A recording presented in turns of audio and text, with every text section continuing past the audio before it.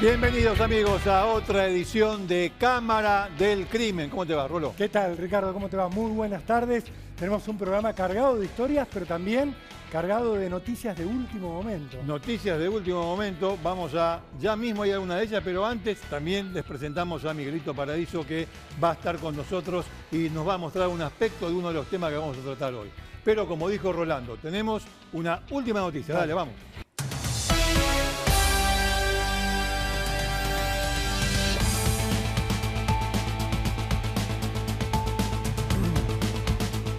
Bien, lo que vamos a ver ahora, Ricardo, sí, es un video que se ha viralizado en San Martín y que pone en alerta al conurbano.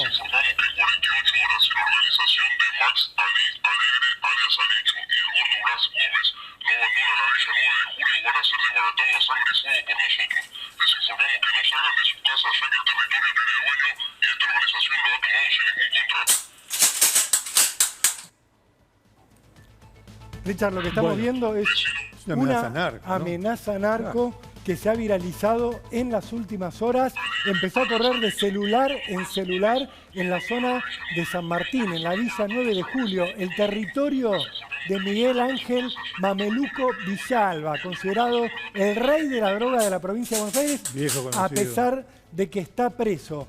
En ese video, los que parecen hablar son sus rivales, porque hacen alusión a dos de sus lugartenientes, a Max Alicho Alegre y a Blas Gómez, alias El Gordo. Estos dos hombres también están presos por narcotráfico, pero lo que dicen en este video estos desconocidos, me pregunto, porque quizás quienes reciben el mensaje tienen muy claro de quiénes se tratan, les están diciendo a la gente de Mameluco Villalba, a la gente de Max Alegre y de Blas Gómez, que abandonen la Villa 9 de Julio, porque si no va a haber sangre. Si les parece, veámoslo de nuevo mientras interpretan esto que les explicábamos. Una banda que le está hablando a la gente de Mameluco.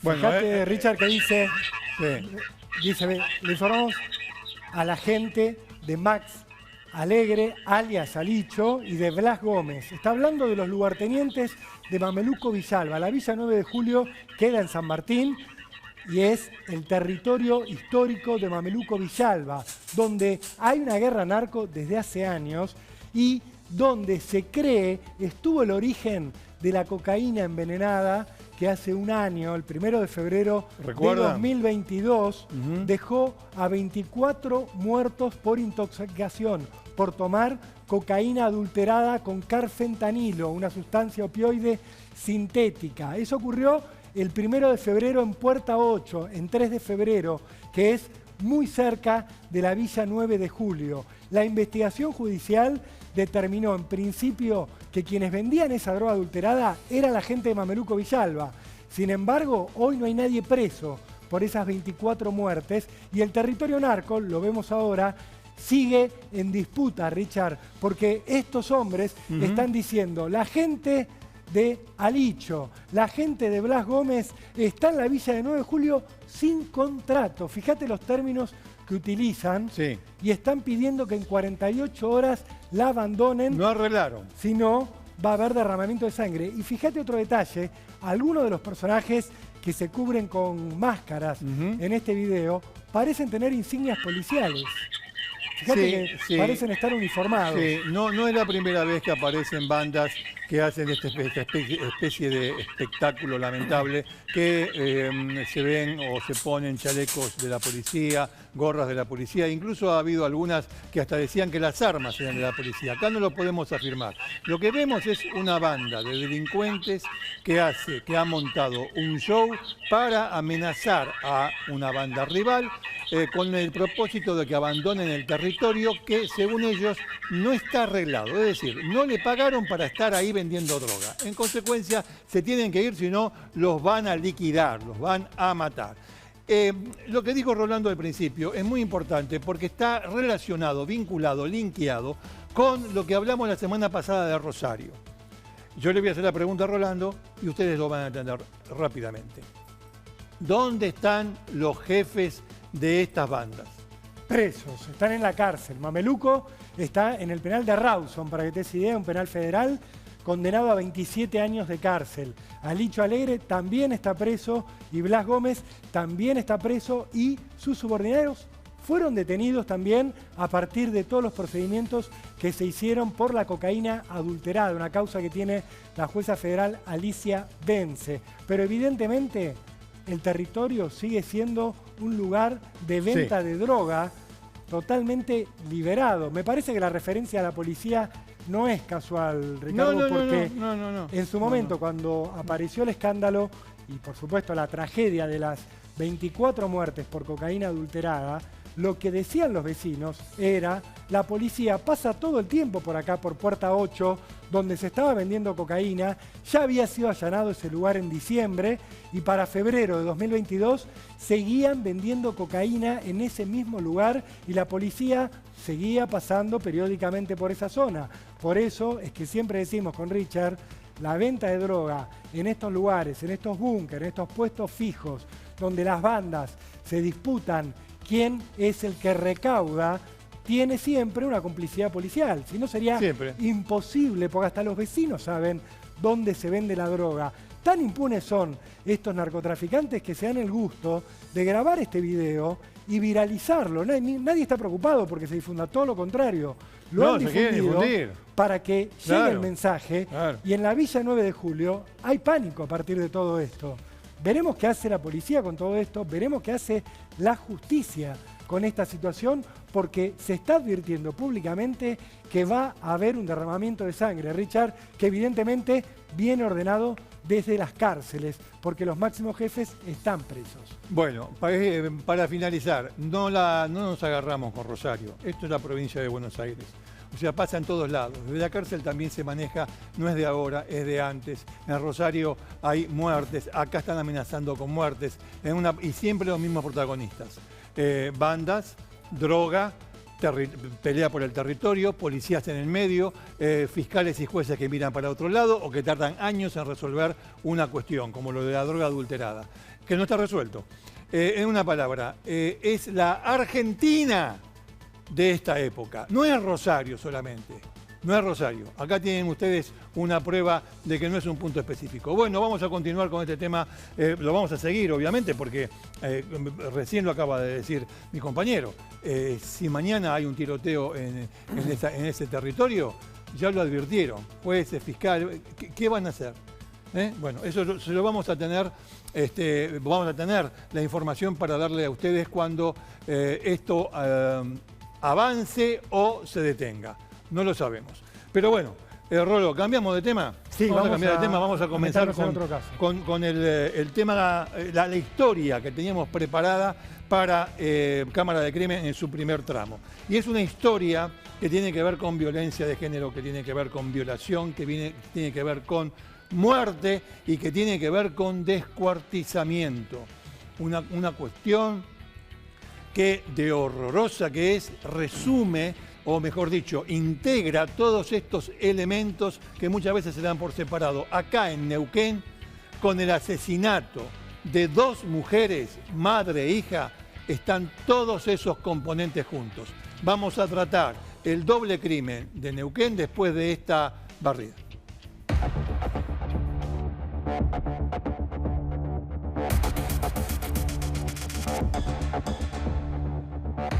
Bueno, Richard, en pantalla recién estaban viendo, acá detrás nuestro, acá está, a Norma Morales, que tenía 58 años, y a su hija Luz de los Milagros Prieto, que tenía 20 años. Apenas 20 años. Las dos vivían en Plotier, una localidad de Neuquén, y habían vivido durante largos meses junto a la pareja de Norma, que no era papá de Luz de los Milagros. La pareja de Norma se llama Jorge Lagos, tiene 55 años y en las últimas semanas empezó a tener diferencias, problemas, se sospecha que vinculados con su propia violencia, con Norma. Norma lo terminó echando de su casa, pero el hombre decía no tener dónde vivir, por lo cual le rogó, le imploró varias veces a Norma que lo dejara regresar a la casa donde ella vivía con Luz de los Milagros, con su hija de 20 años. A las dos mujeres las dejaron de ver en el fin de semana del 11 de febrero, el fin de semana pasado. Claro. Los vecinos notaron que no salían de la casa, que no entraban, que no salían, pero sí lo veían a Jorge Lagos. Cuando le preguntaron a este hombre, ¿qué pasó con ellas? ¿Dónde están? No, bueno, murió el papá de Luz y están muy dolidas, están muy golpeadas, están atravesando un duelo, no las molesten, intenten no venir a esta casa porque ellas están sufriendo mucho dolor. Y mientras los vecinos veían que él lavaba su auto, que él se manejaba saliendo y entrando de la casa con bolsas, empezó a haber sospechas en el barrio que terminaron de la peor manera cuando un policía que recorría el parque industrial de Plotier como parte de su trabajo, se encontró con una bolsa, Ricardo. Una bolsa que le llamó muchísimo la atención. Este agente policial la abrió, decidió revisarla y ahí se encontró con los restos de una mujer que había sido asesinada y descuartizada. ¿Quién era? Era Norma. En cuanto la identificaron, fueron a la casa donde vivía Norma con su hija y allí se encontraron con otro escenario de terror. Ahí estaba muerta, había sido asesinada Luz de los Milagros Prieto, la hija de Norma. En el lugar también había elementos de limpieza, baldes y este hombre, Jorge Lagos, a punto de escaparse, Ricardo. De hecho hizo 4 cuadras, se escapó, pero lo agarraron a las 4 cuadras los policías. Intervención en toda esta historia que acabas de contar tiene también Lorena, que es la otra hija de la señora Norma, que no vivía con ellas, o sea, no vivía con su mamá ni con su hermana, pero que se preocupó al no tener noticias ese fin de semana del que les hablaba Rolando, 11, 12, 13 de febrero, ahora del pasado. Se preocupó y fue hasta el lugar. Incluso fue ella la que llamó a la policía, o la que, mejor dicho, autorizó a la policía para que entraran a la casa porque este tipo decía que se había ido a un velorio. Atención, la señora Norma tenía alguna dificultad para movilizarse, con lo cual ya la excusa era irrisoria. La policía entró y se encontró con el cuerpo de Luz, de 20 años, y con este tipo escapando. Al tipo lo agarran y después comienza la tarea de policía científica. La chica había sido violada. Había sido violada y había sido Luz, y había sido asesinada a puñaladas.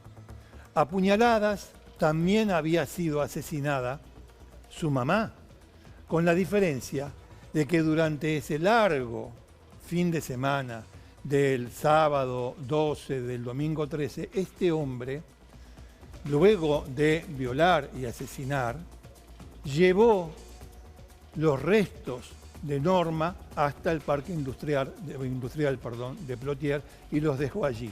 Lo dejó en 3 partes. En 3 partes.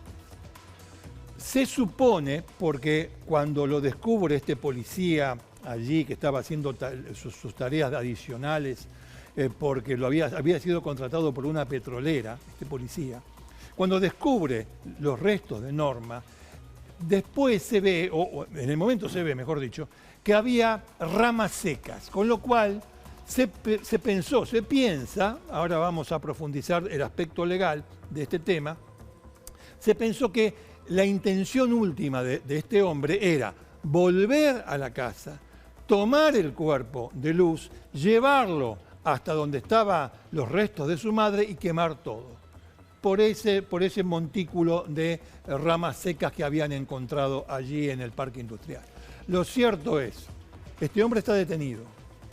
Se lo acusa de la violación y del doble homicidio, pero un homicidio agravado porque en principio la justicia entendió que mató para ocultar la violación. Ahí está, Richard, ese acá está, Jorge Lagos, el asesino de Norma Morales y de Luz de los Milagros Prieto. Ese hombre que había sido pareja de Norma Morales, que había sido expulsado de esa casa. Lo había echado. Ella lo había echado. Claro, lo había echado. Y él había implorado para poder regresar. Terminó asesinando a Norma Beatriz Morales, de 58 años, y a Luz de los Milagros Prieto, de 20. A Norma le hizo más de 50 cortes. Sí, exactamente. Eso surgió de la autopsia. La desmembró para trasladar su cuerpo con la intención de ocultar lo que había hecho. Vos dijiste una cosa. Doble femicidio brutal. Que tiene que ver con esto justamente. Que los vecinos lo vieron lavar el auto. Sí. El auto no era de él, era de Norma. Lo vieron lavar el auto. ¿Por qué? Porque las bolsas las transportó en el auto y evidentemente quedaron manchas que este hombre trató de limpiar. Sí, Richard borrar. tenía el auto, aparentemente estaba manchado, él intentó limpiarlo. Cuando allanaron la casa también encontraron una conservadora, por ejemplo. Ajá. Todo eso se envió para peritar. Qué caripela, ¿eh? Elementos de limpieza, baldes, bolsas, sangre en distintos lugares del auto y de la propiedad. Todo lo que hizo este hombre desde que empezó con esta secuencia que se cree que tuvo como punto de partida el abuso de Luz. Claro. Que él empezó por ahí, Claro. intentando abusar a Luz, que la terminó matando. Primero la quiso asfixiar, luego la mató a puñaladas. Y lo que creen los investigadores, ahora vamos a profundizarlo, es que por supuesto, como todo estaba ocurriendo en su casa, Norma Morales se dio cuenta de lo que ocurría, intentó socorrer a su hija y ahí también fue asesinada por este hombre que ustedes están viendo en pantalla. A partir de ahí, el plan criminal, Richard, Sí. para tratar de borrar los rastros, descartar los cuerpos, mentirles a los vecinos, ocultarse, utilizar el auto para ir de un lado a otro, toda una secuencia macabra que por supuesto tiene en vilo a Neuquén y que nos horroriza a todos. Estos femicidios que se repiten y que tienen unos niveles de violencia que cuesta entender realmente, Ricardo, Sí, cuesta claro. aceptar. Es un tipo de 55 años. En una palabra, todos los componentes los tiene él. Todos. ¿Por qué digo que todos? Porque hasta tiene antecedentes. Este tipo tiene un antecedente de haber agredido, abusado de la hija de una pareja anterior, antes de conocer a la señora Norma, que ahí la vemos en pantalla. Ya tenía un antecedente. Y además, la cuestión del desahogo sexual. Había sido echado, mendigó, suplicó quedarse en el lugar porque no tenía dónde irse. La señora se lo permite. ¿Y cómo empieza? A las 6, 7 de la mañana del sábado 12, los vecinos lo primero que escuchan es una discusión. Se supone, porque después la autopsia por la data de la muerte de Luz confirmaría esto, que allí, 6, 7 de la mañana del 12 de febrero, habría comenzado la discusión, el ataque. ¿Contra quién? Contra Luz. Contra Luz. Y luego, obviamente, contra la señora. Por eso el tema de no dejar testigos. La señora, así, primero la víctima del abuso y después su madre que vivía allí. ¿Cuántas horas convivió este tipo con el cadáver de estas mujeres?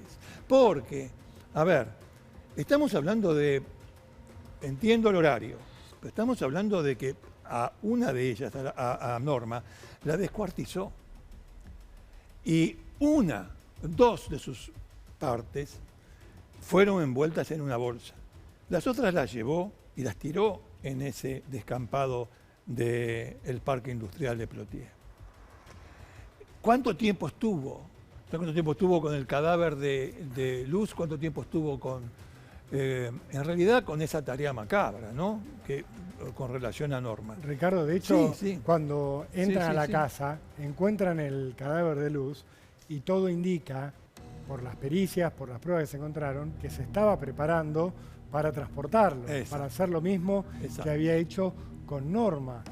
No solo tuvo la intención y el impulso de violar a Luz de los Milagros, después asesinarla, después matar a Norma, sino que intentó salir impune de todo esto, escondiendo los cuerpos. No le dieron los tiempos, porque la policía encontró parte de los restos, porque la hermana de Luz también se movilizó, porque estas dos mujeres tenían un entorno que no iban a dejar pasar por alto que ellas no respondieran, no aparecieran con el paso de los días. Todo eso fue lo que permitió que este femicida, doble femicida, terminara siendo detenido, Ricardo. Exactamente, por eso vamos a profundizar este tema con el propio fiscal de la causa, Agustín García, que está en comunicación con nosotros y a quien le agradecemos mucho estos minutos con Cámara del Crimen. Rolando Barbano, Ricardo Canaletti lo saludan. Doctor, ¿cómo le va? ¿Qué tal? Buenas tardes. Bueno, un gusto conversar con ustedes. Doctor, ¿cómo se enteran ustedes de este doble femicidio? ¿Cuál es la primera noticia que tienen? ¿Con qué cuadro de situación se encuentran? Bueno, fue el día domingo 12 de febrero de este año, a las 7 de la mañana, recibimos una comunicación de personal policial que en la zona del parque industrial de la ciudad de Plotier habían encontrado partes de un cuerpo sin vida. En primer momento, incluso por el estado en el que se encontraba ese cuerpo, nos decían que podía tratarse de un hombre. Luego, cuando ya el lugar es preservado, se empieza a trabajar con los criminalísticos, los médicos policiales, es que al revisar el cuerpo, el médico policial, con autorización ya de la Fiscalía, es que advierten que se trata de una mujer y que estaba, bueno, un cuerpo desmembrado, unas partes se encontraban en el intemperie y la otra en una bolsa, más precisamente era la cabeza y los dos brazos. Sí nos llamó la atención a nosotros que cercano, al lado de ese cuerpo, que no había signos de arrastre, sino que había sido dejado directamente en ese lugar, claro, había un cúmulo de ramas, como si alguien hubiera estado preparando para, bueno, posteriormente iniciar un fuego, que es parte de lo que nosotros entendemos que ocurrió en este caso y que era la intención, luego que supimos que era el agua. Nada más que por la intervención del personal policial que estaba patrullando la zona, entendemos que lo ha lanzado, por eso ni siquiera hay arrastre del cuerpo y se retiró rápidamente del lugar para no ser advertido allí. En ese momento, con ese escenario, sabíamos que era una mujer de la cual no teníamos su identidad. Comenzamos a trabajar, a recabar no solo en Neuquén, sino también en Río Negro. Si existían denuncias de alguna señora desaparecida, y no teníamos nada de esto. Luego, en horas de la noche de ese día domingo 12, alrededor de las 21 horas, ya en zona de Neuquén, barrio Los Hornitos, que se conoce. Los Hornitos.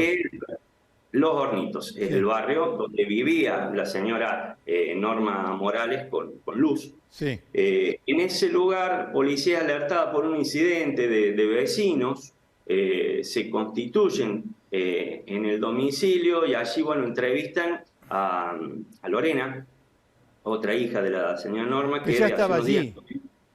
Claro, ella ya estaba allí, ella había estado intentando comunicarse tanto con su mamá como con su hermana el fin de semana y no lo había logrado. Ajá. Y una vecina le había dicho que hacía un par de días que no las veía y que había encontrado y que había escuchado unos gritos de discusiones y demás. Bien. Con eso es que el personal policial, bueno, golpea a la puerta del domicilio. Son atendidos por el señor Lago, quien estaba, según nos refieren, muy tranquilo. ¿Le abre la puerta a la policía, Jorge Lago? Sí, él primero, o sea, habían estado golpeando y no atendía, luego de la insistencia es que finalmente abre, y allí dice lo mismo que le había dicho a otros vecinos, incluso a algunos amigos que habían llamado al domicilio, que había fallecido el papá de Luz y que Luz y Norma se habían ido a un velorio. Que no estaban. Por eso no estaban. Claro, que se habían ido. En ese momento el personal policial le dice, bueno, que quiere ver la casa, él le dice que bueno, y ahí él sale corriendo, intenta darse la fuga, es perseguido entre alrededor de 300 y 400 metros por los efectivos policiales y finalmente es aprehendido.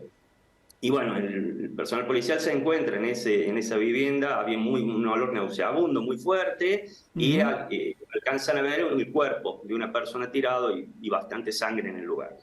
Así que inmediatamente nosotros solicitamos una orden de allanamiento al juez, intervino personal de criminalística y bueno, nos encontramos con un escenario realmente tétrico, muy feo, donde había mucha sangre, a pesar de que había sido limpiado, el lugar seguía existiendo sangre y se encontraba el cuerpo de Luz, que había sido envuelto en una sábana. Nosotros entendíamos que con el descarte que había hecho del cuerpo de Norma, ahí es que vinculamos que podía faltar Norma también, porque Lorena hacía referencia a que la mamá no estaba, que era su hermana solamente la que habíamos encontrado. Sí. Allí se le pidió los datos y bueno, ya pudimos ir cotejando fotografías y entendíamos que ya nos encontrábamos con esta persona, que era la que había aparecido su cuerpo en Plotier, y bueno, finalmente se hizo el trámite pertinente con Renaper y cotejar las huellas para confirmar la identidad. Claro, doctor, nosotros vemos que ese cuerpo iba a ser descartado esa noche, por eso ya estaba envuelto y demás en condiciones en horas de la madrugada, como hizo en la madrugada anterior con nosotros, hacerlo claro con ellos. Doctor, ¿y qué revelaron las autopsias de estas dos víctimas? ¿Con qué se encontraron? Bien, hasta ahora, esto lo quiero aclarar, contamos con protocolos preliminares. ¿Y por qué aclaro esto? Porque los forenses siguen trabajando, han solicitado una serie de estudios complementarios, pero siguen trabajando sobre las distintas lesiones que tenían los cuerpos. ¿Por qué? Porque han sido múltiples. Ellos nos hablan de constelaciones de lesiones, por ejemplo. Constelación de lesiones. Claro, porque son incontables. O sea, en el caso de la señora, por ejemplo, de Norma Morales, hay más de 50 lesiones de distinto tipo con arma blanca solamente. Y nos dicen más de 50, pero pueden ser muchísimas más. Es decir, se sigue trabajando justamente para determinar esto con total precisión. Sí. A su vez contaba con otro tipo de golpes en su cuerpo, lesiones que principalmente se ubicaban en brazos, intento de defensa, y particularmente todas estas lesiones cortantes en el rostro y en el tórax. Que eso para nosotros, conforme uno cuando sigue los protocolos de investigación de feminicidio, esto es lo que se llama el overkill, y los lugares en donde a la mujer se lesiona, que es muy explícito o señalador de que hay una violencia misógina. Eso en el caso de la señora Morales, que luego de que ya estuviera sin vida, fue el cuerpo mutilado en distintas partes, que entendemos que lo ha hecho también para facilitar el traslado. La señora era corpulenta. Claro. Y luego en la autopsia de Luz, bueno, tiene también muchísimos golpes, en una cantidad que hasta hoy no se podría determinar, golpes con elementos contundentes, con elementos romos, tiene claros signos de haber sido abusada sexualmente, lesiones genitoanales, y finalmente, entendemos finalmente que son las lesiones que le quitan la vida, son dos brutales lesiones en la zona del tórax y del abdomen. ¿Por qué digo brutales? Porque pocas veces he visto que un médico forense adjetive en la autopsia, y en este caso lo hicieron, porque esas lesiones que han sido con arma blanca traspasaban el cuerpo, ambas, es decir, en ingreso por el frente y salida por detrás. Bueno, en el caso también de ambos cuerpos, en autopsia se hizo levantamiento de distintos tipos de muestras, pero lo que quiero destacar es que en ambas había muestras seminales, que todo esto ha sido ya remitido para practicar ADN y cotejarlo con la sangre que se le extrajo al señor Lagos. ¿En el cuerpo de Norma Morales también dice usted que había rastros? Sí, también tiene. ¿Cuál era la diferencia que encontramos? Que por lo menos, y esto por eso aclaré que es preliminar, en principio no se veían lesiones compatibles con violación, lo cual no quiere decir que no haya existido, lo cual sí estaba en el cuerpo de Luz. Eran claras las lesiones tanto en las zonas genitales y anales como en piernas, brazos. Tenía claras maniobras de sujeción, de compresión en boca, en cuello. Claro, todo esto se encontraba. Entendemos. Doctor, la última consulta. Este hombre está preso, creo que se ha dictaminado 8 meses de preventiva, que también incluyen la investigación, para completar la investigación de este caso, y ¿tiene defensor particular u oficial? Sí, efectivamente, tal como usted lo señaló, se le han dictado 8 meses de prisión preventiva. Tiene defensores particulares, 2 defensores particulares. 2 defensores particulares, mire usted. Sí, y bueno, a ver, el escenario es que este caso, conforme a la ley procesal neuquina, tiene que ser juzgado por jurados populares. Un jurado popular que aquí se implementó en el año 2014, y bueno, nosotros ya desde la noticia misma del crimen hemos empezado a trabajar con perspectiva de ese juicio, porque bueno, en ese sentido se han buscado ya peritos con experiencia también en declarar ante jurados populares y en preparar toda la prueba y mostrar la evidencia para que la gente que integre el mismo pueda comprender cabalmente las mismas y bueno, la brutalidad que ha tenido este crimen. Muy bien, doctor, le agradecemos mucho. Ha sido usted muy amable, muy explícito, muy completo con su información. Muchas gracias por estos minutos con Cámara de Crimen. Muy amable. No, por favor, un gusto hablar con ustedes. Que tengan buenas tardes. Buenas tardes. Bueno, escalofriante. Es escalofriante, obviamente, ahora con las precisiones que nos dio el fiscal, aún más. Jefe fiscal de homicidios. Fíjate en los términos en los que hablaba, sí, mostrando cómo hasta los forenses se vieron espantados por las heridas que encontraron. Sí, es cierto. Es verdad también que los forenses no deben ni suelen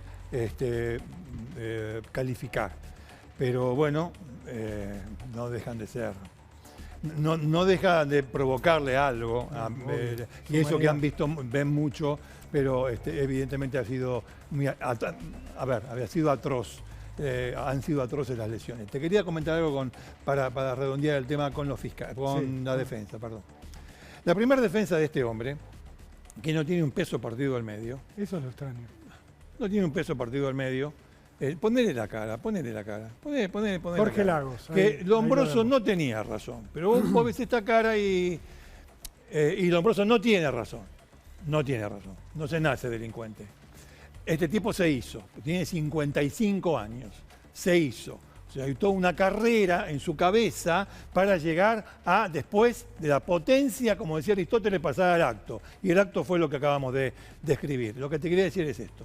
Ahora tiene defensor particular. Sí, 2, dijo. 2. 2 abogados. 2. ¿Qué fue lo primero que hicieron? O sea, ¿cómo te defendés vos de esto? Explícamelo. A ustedes les digo. ¿Cómo se defienden ustedes de esto? Si, obviamente que es un ejercicio imaginativo, ¿no? Si estuviesen en el lugar de este tipo, ¿cómo te defendés? Tenés todo en contra. Tenés que buscar la inimputabilidad de alguna manera. Bueno, lo primero que hicieron, que lo iba a hacer también la Defensoría Oficial, lo primero que hicieron los defensores particulares fue, no, está loco. Claro, tenés que plantear locura, decir que no entendías lo que hiciste, la criminalidad de tus actos no la pudiste comprender, porque no tiene defensa, sino, no tiene defensa, obviamente tiene defensa técnica, pero no tiene cómo eludir argumentalmente, ¿no?, la prisión perpetua que conlleva este doble femicidio que ha cometido. Está técnicamente imputado, está con preventiva por 8 meses, pero las pruebas son contundentes. Lo encontraron en la escena del crimen junto a una de las víctimas, encontraron rastros genéticos que se están cotejando, todo indica que son suyos, encontraron sangre en el auto en el que se movía. En el auto, lo vieron cuando estaba lavando, se quiso escapar, mintió. Después se quiso escapar cuando no había nada que lo ameritara, si él realmente no tenía nada que ver con lo que había ocurrido. En todo caso, él hubiera salido a pedir ayuda si se había encontrado con el cuerpo de su hijastra, por decirlo de alguna manera, porque la verdad que en realidad cuesta poner un vínculo acá, pero para que se entienda, él era pareja de la madre, de Norma Morales, pero no tenía ningún vínculo que lo uniera con Luz de los Milagros, la chica de la cual abusó y a la cual asesinó, más que él de convivir. Eso le va a jugar en contra técnicamente, pero digo, no era su padre. Pero si se hubiera encontrado con eso, hubiera salido a pedir ayuda. Y si hubiera estado loco, también hubiera actuado de otra manera. Sí, Estas son cosas totalmente. que después se evaluarán. Es interesante lo del juicio por jurados para un Sí. femicidio como este. ¿Por qué? Porque ahí no hay tanta chance para un acusado tan comprometido con jugar con las nulidades, jugar con una falsa inimputabilidad. El jurado popular lo saca el fallo más de las entrañas, ¿no? Va a Más los de hechos, lo va a que los ve. hechos. Escucha una historia Claro. y después decide culpable o inocente. No se deja mezclar o enredar en los argumentos técnicos. No hay los defensores. vericueto, es lo que le muestran, estas son las pruebas que tenemos, tanto la Fiscalía como la Defensa, no sabemos las pruebas que va a presentar la Defensa. Supongo que no va a presentar, no va a presentar pruebas en beneficio de este hombre, sino más bien va a presentar un argumento. Pero ese argumento va a depender de un examen psicológico que ya estarán viendo los defensores particulares. Este hombre no tenía trabajo. Son esas cosas bueno, se pueden explicar de muchas maneras, pero la gente del lugar, o los periodistas del lugar lo conocen muy bien, por qué se dan este tipo de manejo. Jurado popular, frente a los hechos que le muestran, decide, ¿lo hizo o no lo hizo? Nada más. Vos La fijate calificación que legal le corresponde al el juez. fiscal, Sí. el fiscal jefe de homicidios con el que hablábamos recién, nos resaltaba, buscamos peritos que ya tuvieran experiencia en declarar ante jurados populares, porque no es fácil. No. Y un perito que no puede expresar bien las ideas que tiene que transmitir, puede jugar en contra De manera sencilla. para la acusación. Tiene que ser muy didáctico. Sí. Un perito que declara ante un jurado popular tiene que ser convincente, tiene que no abatatarse en un momento, tiene que poder hablar con presencia. Los juicios con jurados populares son como los que ven en las series estadounidenses todo el tiempo y juega Eso es mucho la impresión que reciba cada uno de los jurados de lo que se le va presentando. Juega mucho lo emocional.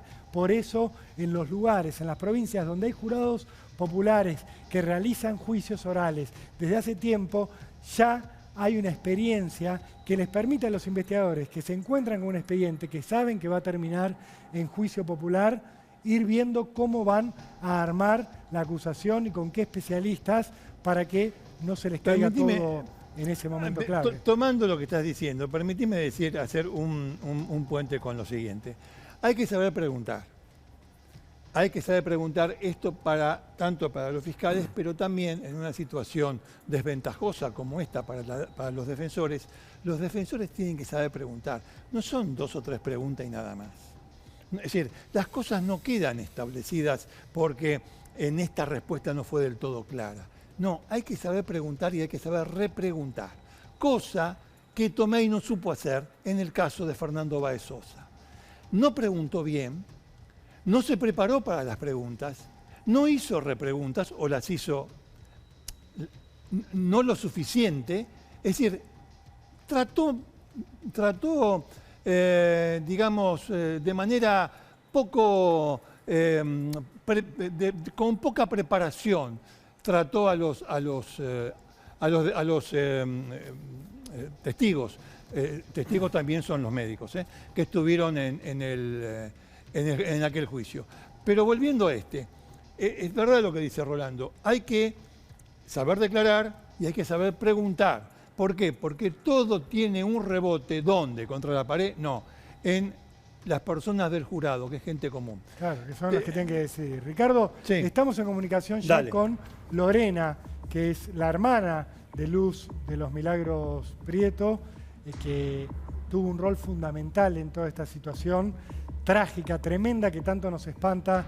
Te agradecemos, Lorena, estos minutos con Cámara del Crimen, con Ricardo Canaletti, con Rolando Barbano.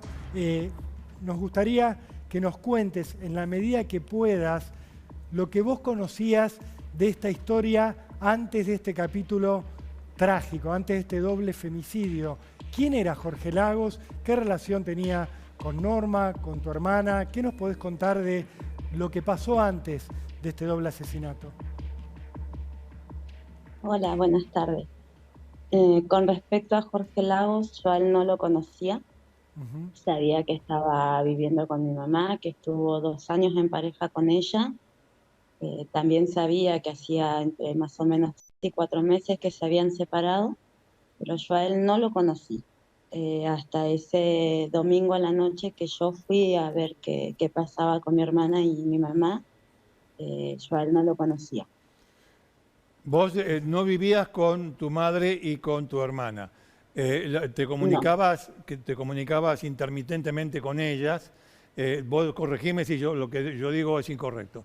Te comunicabas cada tanto con ellas y frente a la última comunicación que no tuvo respuesta, te acercaste hasta la casa de tu madre. ¿Esto es correcto?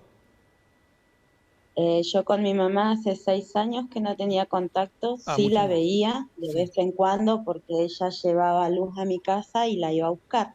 Claro. Ah, claro, está bien. Así que con la que sí tenía mucho contacto era con mi hermana, Con tu con hermana. Luz. Sí, Por medio de ella y de la vecina de mi mamá, yo sabía cosas, sabía que ella estaba en pareja, sabía que trabajaba. O sea, siempre me enteraba cosas de mi mamá, más sí. allá de que yo no vivía y no tenía contacto con ¿Por ella. qué te acercaste a la Eh, casa el fin de semana pasado? Me acerqué porque me llamó justamente la vecina Ah, diciéndome de que habían escuchado el día sábado una discusión fuerte en la casa de ella, sí, que desde ese día no las habían visto ni a Luz ni a mi mamá y que mi mamá no le atendía el teléfono, cosa que no era normal, Claro. porque ella cada vez que llamaba a mi mamá respondía. Y entiendo. algo, Entonces me pidió a mí que hablara con Luz para ver si ella había sabido algo de mi mamá, porque Luz no estaba conviviendo con ella hacía 3 semanas que Luz se había ido a la casa del novio, ajá, porque como mi Ah, mamá se fue de vacaciones, le sí, pidió a Luz que no se quedara ahí, que se fuera a otro lado porque ahí se iba a quedar Jorge. Entonces yo llamé el domingo a la noche a mi hermana y mi hermana no me respondió el teléfono estaba apagado, cosa que en Luz no es normal, porque ella jamás tiene su celular apagado claro, y podía no contestar tu mensaje, pero jamás te rechazaba una llamada, sea la hora que sea que la llame. Entonces me preocupé, como yo estoy viviendo a un par de cuadras de la casa de mi mamá, le pedí, mi marido me acompañó hasta allá. ujú, Llegué junto con el móvil, al cual le expliqué lo que estaba pasando y le dije que yo era la hija de la dueña de casa y que le autorizaba a entrar y que yo me hacía responsable de lo que él tuviera que romper para entrar, porque el auto de mi mamá estaba en el patio de la casa, claro. pero golpeaba las manos y nadie nos atendía, no salió nadie. Cuando el oficial saltó el paredón y abrieron la puerta con un la puerta estaba abierta sin llave, se abrió, salió él preguntando qué pasó, que él me dice, pero si ya les dije que Norma y Luz están en el velorio del papá de Luz. Y yo le dije que era mentira, que donde estaba mi mamá y mi hermana, porque el auto de mi mamá estaba en el garage y mi mamá sin su auto no sale. Claro, Entonces tiene ahí lógica. fue que ingresó un oficial que yo lo seguí, entré con él a la casa, me sacó, eh, se dio claro, vuelta y me empezó a empujar que me fuera, acá no hay nada, salí, y en eso una chica en la calle grita, se escapa, empieza a gritar que se escapa. Así que ahí salen todos a seguirlo a Lagos, incluido mi marido y la policía, y la casa queda sola. Entonces yo decidí entrar, a ver si dentro estaban mi mamá y mi hermana, y encontré a Luz a los pies de la cama de mi mamá, en el piso contra un mueble, envuelta en una sábana. Le vi el pelo y una pierna, la descubrí para ver si acaso realmente era ella, y sí, era ella. Lorena, imaginamos el impacto tremendo que debe haber tenido en vos ver esta escena. Ya toda la situación es imposible de digerir con facilidad. ¿Vos a este hombre habías recibido algún tipo de comentario por parte de Luz sobre si era violento, sobre si trataba mal a tu mamá, si alguna vez la había atacado a ella o Luz no estaba preocupada por Jorge Lagos? Eh, Sabía que tenían discusiones. Luz cuando venía se quedaba a veces días en casa, 2, 3, 4 días, y me decía que, dice, otra vez la mamá se peleó con Jorge, viven discutiendo siempre por tonteras, pero ella jamás me dio a entender ni me dijo que era violento. Siempre me dijo que discutían. Incluso cuando Luz empezó con que ella se quería ir a alquilar sola, le ofrecí, yo le dije, venite conmigo, le digo yo, quédate acá conmigo, que a mí no me molesta. Pero jamás ella nos hizo notar que estaban tan mal las cosas. Claro. Porque Luz siempre fue alegre, ella nunca tenía problemas, nunca estaba enferma, nunca le dolía nada. Entonces, nunca pude darme cuenta de que realmente las cosas no estaban bien ahí. Podemos decir que fue sorpresivo para vos esto, y también fue impresionante, porque nos acabas de contar que fuiste la que descubriste el cuerpo de tu hermana.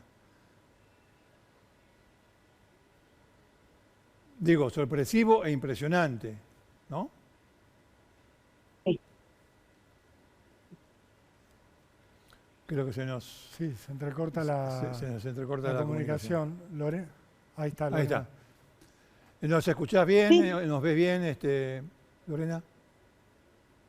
Sí, los escucho y los veo bien. Bien. Lorena, vos nos habías dicho recién que tu hermana no estaba viviendo en la casa de tu mamá en las últimas semanas.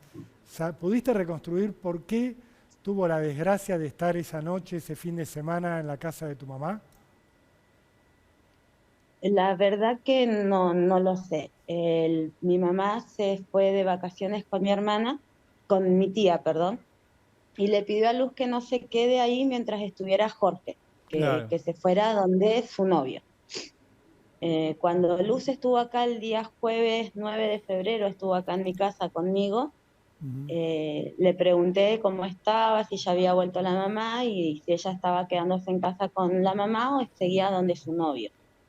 Ella me dijo, no, dice, estuve acá donde mamá, pero ya hoy me voy de vuelta a la casa de Tomás, que es el chico con el que ella sale, y me voy a quedar allá unos días, me dijo.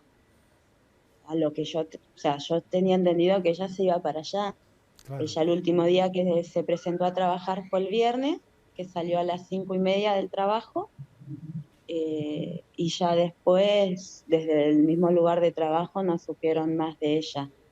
Yo no sabía que ella iba a volver a casa de mi mamá. Hasta donde yo sabía, ella volvía a la casa del novio. No Claro. sé por qué motivo decidió volver a la casa de la mamá. Te hago de mi parte una última consulta. ¿Tu madre tenía algún problema de movilidad? Además de que tenía sobrepeso, tenía artritis reumatoide degenerativa en todas sus articulaciones. Bien.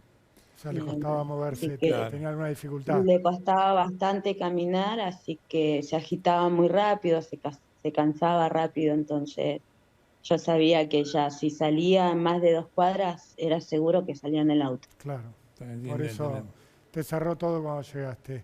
Lorena, muchísimas gracias por tu testimonio. Muchas gracias. Vamos a seguir con este caso, esperando que haya justicia y que Jorge Lagos, pague por lo que hizo, por lo que le hizo a tu mamá, a tu hermana y por lo que te hizo a vos, que seguramente te ha dejado una marca muy difícil de superar. Sí, la verdad que es muy difícil superar, es difícil entender por qué hizo lo que hizo, porque no se entiende, todavía yo no entiendo por qué ni un animal es capaz de hacer lo que él hizo. Y consciente, porque él sabe lo que hizo, él sabe lo que está haciendo. Por supuesto. Y entonces yo todavía no puedo entender qué pasó. Bien, Lorena, sí, es muy difícil, es incomprensible para todos. Para nosotros que estamos afuera y lo tenemos que comunicar, cuesta entenderlo, cuesta hilarlo, y me imagino para ustedes que lo están, para vos, tu familia que lo está sufriendo. Insisto, vamos a seguir este tema, por supuesto, Exacto, y te agradecemos mucho esta comunicación con nosotros. Ha sido muy amable. No, de nada. No, de nada, gracias a ustedes. No, por Un favor. abrazo grande, lamentamos mucho. Muy difícil este caso, Sí, Ricardo. es muy difícil. Sí, pero es la importante mostrarlo. verdad. De buenas a primeras pasó esto. Y sí, pero es importante mostrarlo para que no haya alguna argucia legal que le permita a este femicida escapar de la condena que merece por esta atrocidad que acaban de relatarnos. Hay que insistir y hay que insistir. Son casos de femicidio, son casos de agresión de género, de violencia de género. Son casos de violencia, la mayoría de estos casos son entre personas conocidas que conviven o han convivido. En este caso es un puente entre las dos cosas, ¿no? Porque convivió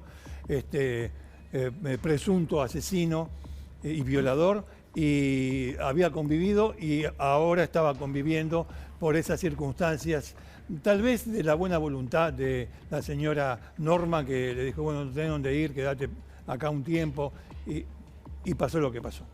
Bueno, pero hay gente que no entiende. No, hay gente que no entiende, hay gente que no cambia, hay gente que no recibe el mensaje. Que no recibe el mensaje, a pesar de que el mensaje es clarísimo, es duro, es contundente, es como si fuese una trompada a la quijada, discúlpenme el ejemplo violento, pero que no te duerme, sino que te hace reaccionar. ¿Qué pasa acá? Es como un cachetazo, es como un cachetazo. ¿Qué pasa acá? A pesar de eso, hay personas que no entienden. En Santa Fe no entienden. No, y no es el único lugar, pero no es el único lugar. Vamos a ver ahora Vamos imágenes porque cuando mataron a Fernando Báez Sosa, cuando se escucharon las condenas, 5 perpetuas, 3 a 15 años, pensamos que esto no iba a pasar más. Ay, quedó uno tirado ahí, boluda. Mirá, Quedó uno tirado ahí. San Carlos Centro, una localidad santafesina, donde se agarraron a trompadas jóvenes locales con Ay, quedó uno jóvenes tirado ahí, boluda. de otra localidad, de San Jerónimo. Quedó uno tirado ahí. Así quedó desvanecido un adolescente de 18 años. Lo atacaron a patadas, golpes, lo patearon cuando estaba en el piso. Ay, quedó uno tirado ahí, boluda. Siguieron pegándoles a sus Ahí hay amigos. unos Mirá, que están pegando, claro, Sí. le pegan en la espalda. Ahí se ve las patadas, algunas piñas. En el tumulto, obviamente, Ay, quedó uno tirado podemos ahí, reconocer boluda. eso. Y lo que Quedó dice uno la tirado chica ahí. en el video, quedó uno tirado ahí. Ahí están, le están pegando patadas en el piso. O sea, cualquier similitud con lo de Fernando Ay, Báez quedó Sosa uno no es tirado ahí, casualidad. boluda. Es siempre lo mismo. Por eso lo de Fernando Báez Sosa no es un caso criminal, no es un caso penal. Es un caso social. Todos, podemos decir que todos lo son. Ay, quedó uno tirado Pero ahí, boluda. específicamente Quedó si uno tuvo la tirado ahí. repercusión que tuvo, es porque ahí hay pibes que salen, como todos los pibes, salen a divertirse y se encuentran con estas cosas. Acá este es otro caso. sí, Es un caso diferente, es de Callastá. pero también en Santa Fe. Misma situación, misma provincia, otra localidad. Estaban los festejos de carnaval, había un corso y terminaron con violencia. Terminaron pegándose, No aprendemos más. pateando en el piso a un joven que ya no Sí, puede está en el piso, defenderse. ¿no? Otra vez, no aprendieron nada. Lo que uno se pregunta es, la pelea puede iniciarse, cualquiera puede tener una diferencia con otro, pero llegar al punto de patear a alguien que ya está tirado en el piso, Ay, correte. ¿no son conscientes de que eso puede terminar en un asesinato o en lesiones gravísimas? No tienen televisor, ¿eh? Esto es lo que no se entiende. Y esto fue lo que discutieron tanto, pero el Tribunal Oral 1 de Dolores, cuando los condena a los 8 rugbyers por el crimen de Fernando Báez Sosa, lo que dijeron los jueces es, en el momento en el que lo tenían tirado en el piso, tuvieron que haber sabido, necesariamente, se pusieron de acuerdo para matar, porque sabían que una persona que está caída, que no puede ni defenderse, ni levantar un brazo, si le seguís pegando, la vas a matar. Y por eso no se entiende que no haya llegado el mensaje de que podés matar y que podés terminar con perpetua además. Esto es lo loco. Uno sabe que la justicia no tiene una función de docencia, no se hace para prevenir, pero el mensaje podría llegar, al menos a los padres de los jóvenes que salen, Richard, porque si no vamos a ver esto todo el tiempo y vamos a seguir diciendo, pero ¿cómo? Lo de Fernando Báez Sosa no sirvió para nada. Los papás de Fernando lo único que pedían cuando terminó el juicio, y antes también, es que no haya otro Fernando. Bueno, la lección parece no fue aprendida. Es que no haya habido otro Fernando, es una cuestión casual, es una casualidad. Es como poner el auto a 120 kilómetros por hora por una avenida y no matar a nadie. Es una casualidad. La siguiente vez, tal vez tampoco. La tercera vez, tal vez la cuarta vas a matar a alguien. Bueno, esto pasa, esto es igual. Este pibe que está en el piso, como el otro que estaba en el piso inconsciente, tuvieron suerte. Los que le pegaban, olvídense de rugby, no rugby, a pesar de que lo de Fernando Báez Sosa hay 3 que practicaban rugby y el caso que vamos a hablar después tiene que ver con rugby. Pero más allá de si practican un deporte o no, estos pueden ser, qué sé yo, obreros de la construcción. No tengo nada contra los obreros de la construcción. Pueden ser, qué sé yo, periodistas, pueden ser canillitas, pueden ser abogados, miren lo que hacen. O sea, no hay televisión. Cuando Tomé decía repetición y repetición, nos quedamos cortos, Tomé. Tuvimos que haberlo repetido muchas veces más. Por esto, yo entiendo que la cuestión de la prevención, de que el derecho tiene un factor de prevención, según se enseña en la facultad, que en la práctica no se da. No se previene nada con decir se castigará con tantos años a quien comete una lesión leve, grave o gravísima o causada de la muerte. Sabiendo eso, que lo sabe todo el mundo, se siguen cometiendo delitos y cada vez más, porque está relacionado con otras cuestiones el delito. Pero a lo que voy es la televisión, los medios de comunicación, la comunicación que te está dando esto y te está dando esto, no te entra en el bochín. A los padres no le entran en el bochín, a los que corrían a ese pibe no les entra en el bochín, que una patada cualquiera puede provocar una muerte. A ese pibe que estaba ahí, al otro que se resbaló, etcétera, etcétera. Son 2 casos en una misma provincia en lugares diferentes, pero a poco tiempo de lo de Fernando Báez Sosa. Richard, toda esta sí, situación decime. nos lleva a hablar de casos históricos, de casos donde también se pudo haber aprendido esta lección. Dejó en evidencia el crimen de Fernando, que no había tenido ningún tipo de impacto en la sociedad, por lo menos que se iban a seguir produciendo estas situaciones, pero a todos nos vino a la mente, cuando fue lo de Fernando, cuando vemos estos videos, Sí.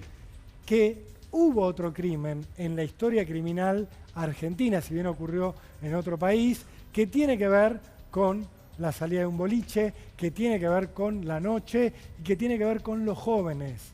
Por eso, Richard, es que hoy nos vamos a dedicar en el Desarmadero a hablar de otro ataque letal. Sí, impune por el momento el caso de Ariel Malvino. Atenti, antes de ir al Desarmadero. Ocurrió en el 2006 y dije antes, impune por el momento. Poneme la música que vamos al Desarmadero.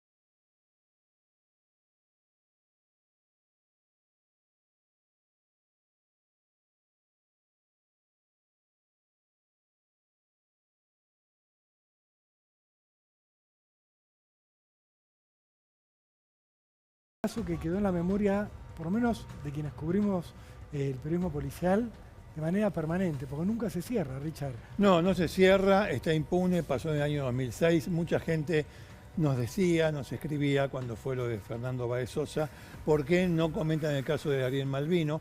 Les quiero decir a esas personas, que son pocas, que lo hemos comentado en Cámara de Crimen, discúlpenme la expresión vulgar, 300 millones de veces. Sí, así es. Pero bueno, siempre hay alguien que en el momento de Cámara de Crimen tienen que hacer algo, no está bien que nos pidiendo comente, otra cosa, pero bueno, lo piden, pero está muy bien que lo pidan. Ahora, si lo piden porque dicen que nosotros no lo hicimos, no. Lo hemos comentado, ya nos hemos indignado con este caso y lo vamos a volver a hacer, porque es un caso para indignarse una y mil veces. 19 de enero del año 2006. Era verano, Richard. Ariel Malvino tenía 23 años, era porteño, Ariel. Era porteño. Vivía acá en la capital federal, un pibe que, según han contado, han escrito incluso cartas a sus compañeros de colegio, era recontra solidario, era de ir al frente por sus amigos, de poner el cuerpo, amaba el fútbol, era un pibe de estar siempre acompañado por un grupo grande, le gustaba salir, le gustaba estudiar, se había dedicado al derecho. Estaba estudiando Derecho. Derecho, Sí. Como Fernando. Con Fernando Sí, sí. Báez Sosa, que había elegido Sí.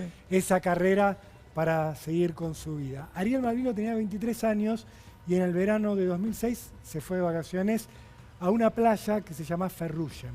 Ferrugem sí, queda Brasil. en el estado brasileño de Santa Catarina, queda a unos 100 kilómetros de Florianópolis. Es Esta para, playa, bueno, para aquellos años, Ferrugem. eso es Ferrugem.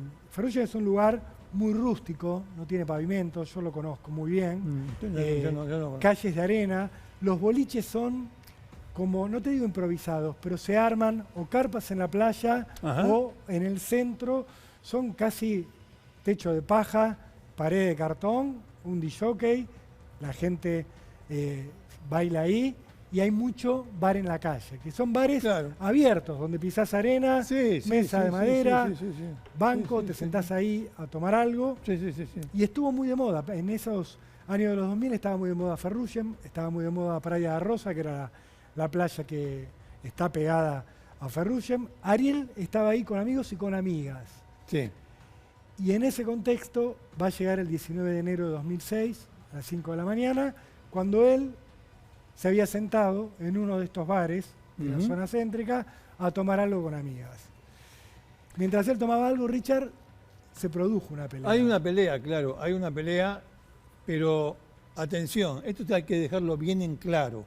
No es una pelea que tenía que ver con él, ni con sus amigos, ni con su grupo, Es una pelea aparte de Ariel. No tenía nada que ver con Ariel esa estaba pelea. sentado, estaba con una chica. haciendo lo suyo, con su gente. Había una pelea de la que sí participaban también argentinos, Sí. correntinos.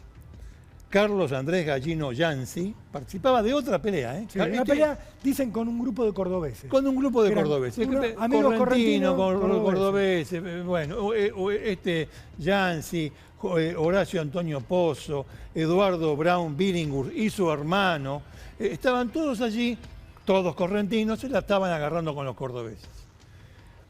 Es chico el lugar, Muy chico. muy bien. La pelea... En la calle de arena. Vos Richard. ves, se escucha todo, bueno, toda la mano. Ariel dijo algo, che, así nos hacen quedar, los argentinos nos hacen quedar Sí. como el orto afuera del país, mirá, se están peleando, qué sé yo. ¿Viste, Lo ¿viste escucharon. cómo nos hacen quedar? ¿Viste Claro. cómo nos hacen quedar? ¿Viste cómo nos hacen quedar mal? Claro, estaban en Brasil y a la vergüenza. Él no tiene nada que ver con la pelea, No, insisto con afuera de la esto, pelea. insisto con esto. No tiene nada que ver. Estos eran los que se estaban peleando, mirá. Acá están los tres. Estos son los acusados, los que nombrabas recién. Carlos Gallino, Horacio Pozo, Eduardo Brown Billinghurst. Ariel hace este comentario, Richard, y lo escuchan. Esto lo Sí. escuchan. Lo escuchan Gallino y Pozo. Y entonces estos dos dejan de pelear con los cordobeses y se la agarran con este muchacho que había dicho, mira cómo nos hacen Sí, quedar. estaba avergonzado. La famosa vergüenza ajena. Se la Tenía. agarran, o sea, bueno, no sé, no quiero calificar. En realidad debería calificar la justicia y no lo hace, para colmo. Se la agarran con Ariel y lo empiezan a trompear, Sí. le empiezan a pegar. Hay muchos testigos porque Estaba lleno de justamente gente. era una pelea, había amigos de Ariel, pero también había testigos, turistas que no tenían nada que ver. Para que se den una idea, Ariel tenía 23 años, Brown Billinghurst tenía 22, Gallino tenía 27, Horacio Pozo también tenía 22. Eran jóvenes más o menos de la misma Sí, edad. más o menos de la misma edad. Según dicen los testigos, Gallino es el primero que va sobre Ariel. Según los testigos. Todo lo tenemos que ir contando así, porque este caso todavía no está cerrado. Pero Gallino se va sobre Ariel y, según dicen algunos testigos, le empieza a tirar patadas. Ariel se corre, lo empieza a avanzar Gallino. Ya se olvidó de los cordobeses. Sí, Ya, olvídate. deja a los cordobeses y se va, según los testigos, sobre Ariel. Le tira patadas. Ariel empieza a retroceder, Richard. Parate ahí, porque ahora va a venir Pozo y después va a venir Billinghurst. Lo que quiero decir es esto. Si vos reaccionás de esa manera, como se termina reaccionando, hasta llegar al resultado final, porque alguien dijo, porque la persona a la que vos agredís dijo, mirá cómo nos hacen quedar estos tipos afuera, es porque vos tenés ganas de pegarle a alguien, tenés ganas de dañar a alguien, tenés ganas de matar a alguien. Si no, no se entiende que tan nimio motivo, tan pequeño motivo haya desencadenado esta reacción brutal. Vos ya querías, si era posible derrumbar una pared, derrumbaba una pared. Pegarle una trompada a la cabeza de un toro, pegarle una trompada. Matar a alguien, matar a alguien. Vos querías ir a eso. Si no, no se entiende. Empieza a pegarle patadas a un tipo que lo que había dicho... Yo insisto con esto, lo que había dicho es, mirá cómo nos hacen quedar afuera estos. Nada más. Ningún tipo y que de no tenía motivación. relación. No había tenido conflicto, no había conflicto no había alguno. una pelea previa. De hecho, los periodistas en su momento la buscamos. Sí. Porque nos costaba entender que Ariel hubiera terminado como terminó por nada. Por nada. Por nada. Porque no había habido un encuentro previo, no había habido una discusión, no había habido una pelea. Había habido esta otra pelea, Ariel hace el comentario y según los testigos, Gallino se le va encima. Le empieza a tirar patadas. Ariel empieza a retroceder. Sí. Porque Ariel no quería pelear. No Estaba en su ánimo. No estaba en su forma de ser. Y ahí aparece, según otro testigo, uno de los amigos de Gallino, a los que acabamos de nombrar, uno de los que aparece aquí, Horacio Pozo, sí, que supuestamente, según dicen los testigos, le pega una trompada a Ariel. Algunos dicen de atrás, otros dicen de adelante, pero lo hace caer a Ariel al piso. Estamos hablando de una agresión de argentinos contra argentinos primero, cordobeses, y después de argentinos, correntinos, 3, por lo menos, contra otro argentino en Brasil. Territorio. Digo esto por las consecuencias que tendrá. Sí. Fíjate, mira, si querés tenemos la grabación de aquella época de un testigo que cuenta esta pelea. Todavía no terminamos de contar cómo finalizó, pero escuchémoslo claro. Y vamos siguiendo el relato. Yo lo vi que estaba hablando con una chica acá y vino uno, le empezó a pegar, él se empezó a ir para atrás, decirle pará. Y el flaco le siguió pegando, vino otro de atrás, piña, cayó al piso, y después viene un tercero, agarra una piedra que está ahí, la levanta, viene hasta acá, hasta el medio de la calle y se la tira más o menos en la panza. En base a las declaraciones de varios testigos, la policía brasileña ordenó detener a 7 jóvenes argentinos que habrían integrado el grupo que atacó a Ariel Malvino. Por ahora, la orden de arresto solo es aplicable en Brasil, aunque se sabe que las identidades de los sospechosos ya están en poder de la Gendarmería y de la Policía Federal Argentina. Los investigadores policiales del vecino país tienen un plazo de 3 semanas más para cerrar la instrucción del caso antes de dar intervención a la justicia, encargada de pedir la captura internacional y la extradición de los acusados. Pese a que la noche del crimen decenas de jóvenes presenciaron la golpiza, muy pocos se atreven a contar lo que vieron. Eran 3 argentinos y le pegaban a cualquiera, podía ser un brasilero, argentino, daba lo mismo. Se fueron corriendo para allá. Una de las pistas lleva hasta Corrientes Capital, donde está radicado un auto cuya chapa patente tiene numeración parecida a la que figura en el expediente policial. El auto señalado habría estado en Ferrugem la semana pasada y su dueño estaría ya localizado por la delegación Corrientes de la Policía Federal. Se sabe que una de las excusas que pusieron estos acusados una de las excusas fue cómo no nos íbamos a ir a Corrientes si no sabíamos que nos buscaban. Te paro ahí porque lo contaba uno de los testigos. A Ariel le empiezan a pegar. Primero patadas. Después una piña que lo tira al piso. De atrás. Golpea la cabeza a Ariel contra el piso. Sí. Lo cual le provoca las lesiones que lo iban a terminar matando.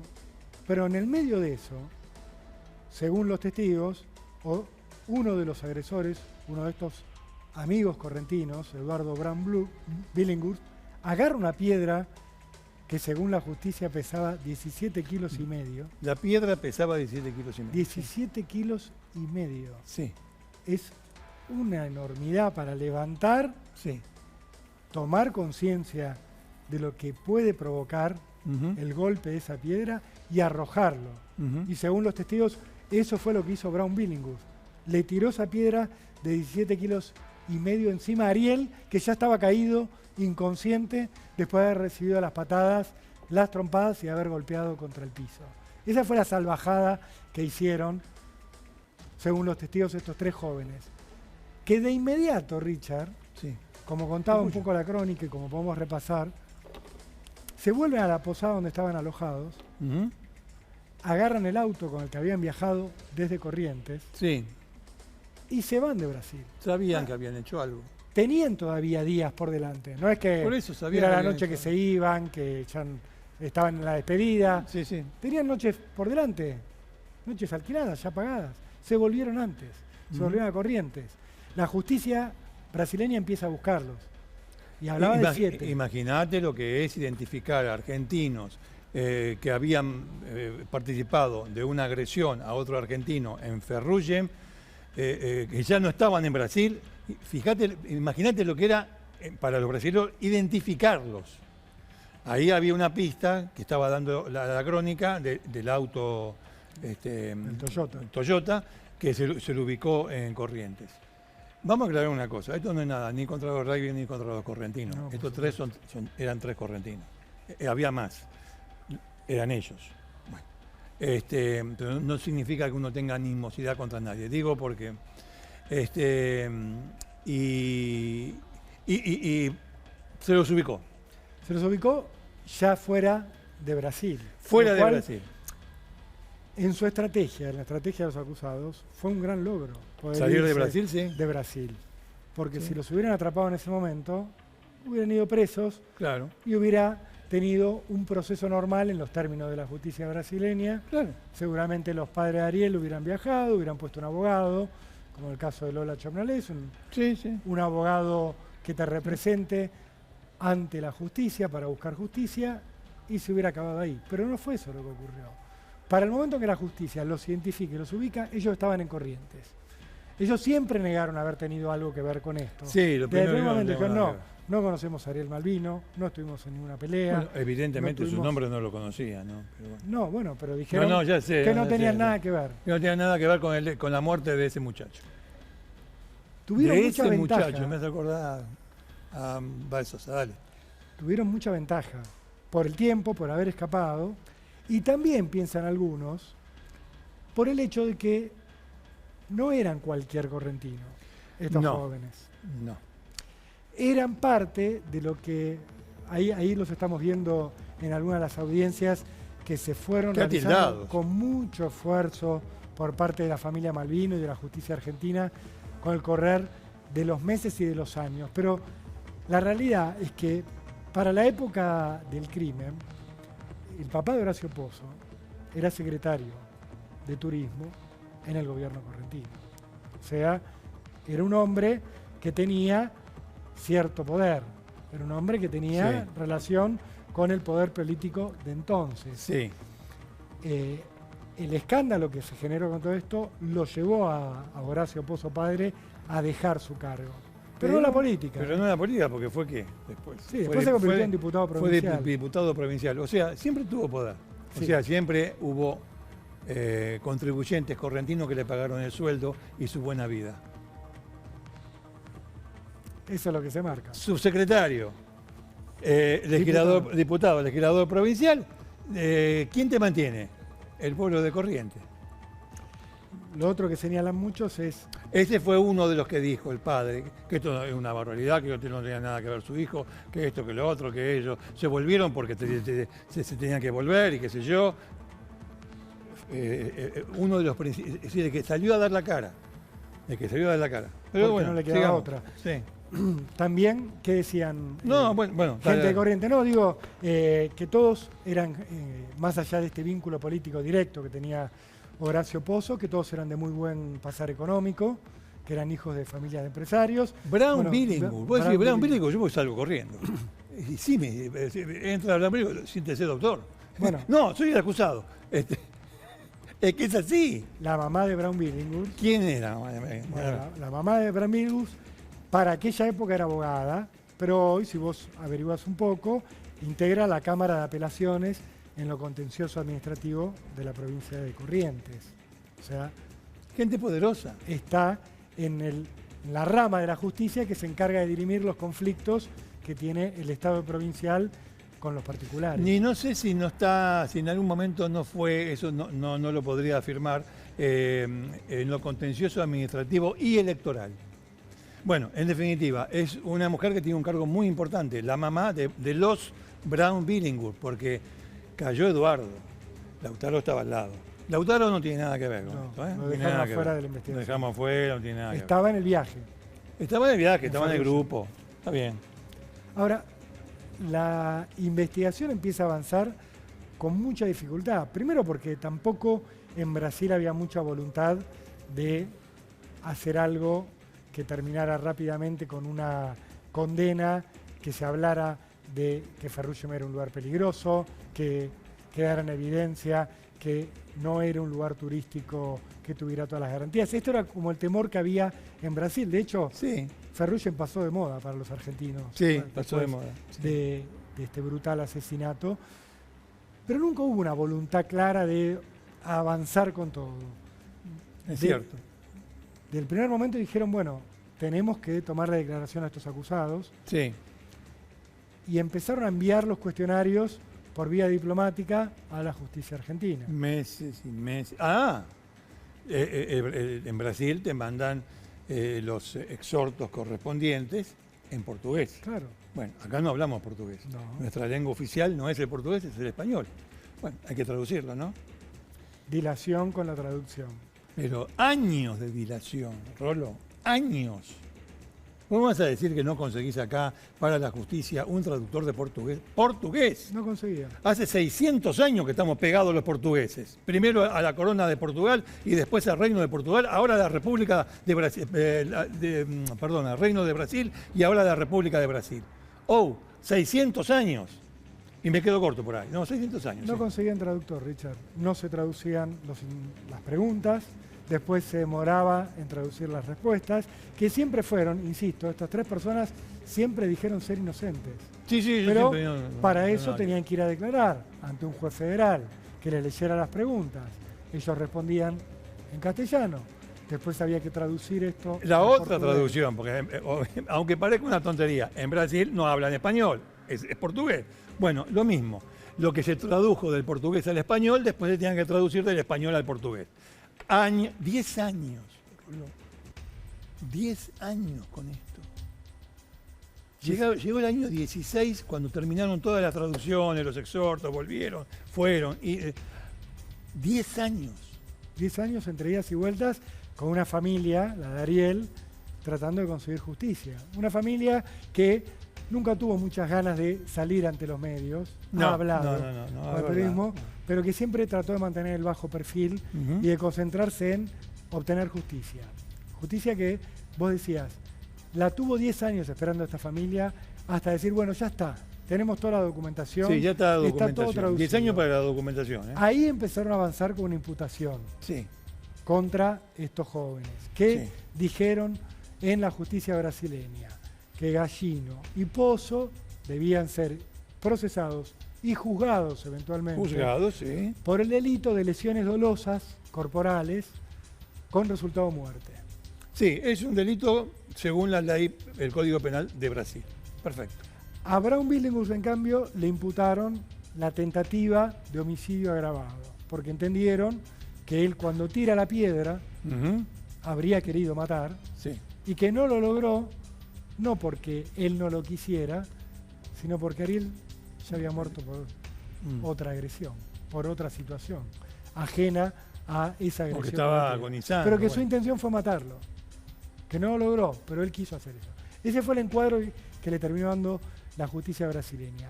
Y después de estos 10 años, Richard, empezaron a avanzar con la idea de hacer el juicio.